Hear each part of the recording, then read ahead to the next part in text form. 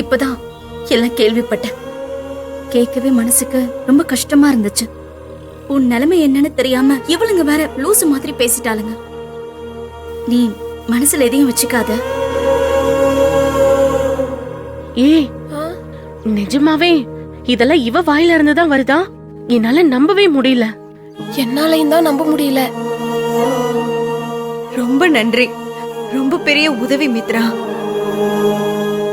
உனக்கு எப்படி நன்றி சொல்றதுனே தெரியல. அதெல்லாம் ஒண்ணு வேண்டாம். ஆனந்தி இங்க இருக்கிற வரைக்கும் யாரும் ஆனந்தியை தப்பா பேசாம பாத்துக்கிறது என்னோட பொறுப்பு. எல்லா விதத்திலையும் ஆனந்திக்கு நான் சப்போர்ட்டா இருக்கேன்.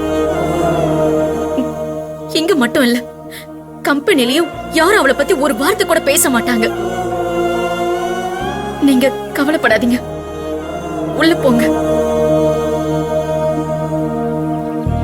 மேம், நீங்க சொல்லுங்க மேம். ஆனந்தி, கோகிலா மேல ஓ ரூம்ல தங்க வேணாம், கீழே என் கூடயே தங்கிக்கட்டும்.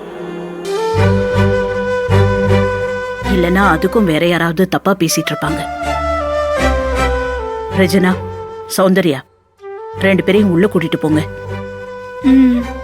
ஆனந்தி வா.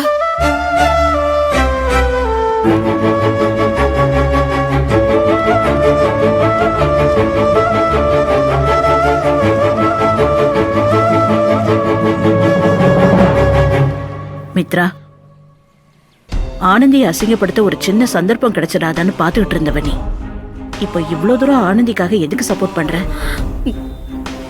என்னன்னு தெரியல மேம். ஆனந்திக்கு இப்படி ஆச்சுன்னு தெரிஞ்சதும் எனக்கு மனசு கேட்கல. பாவம் ஆனந்தி.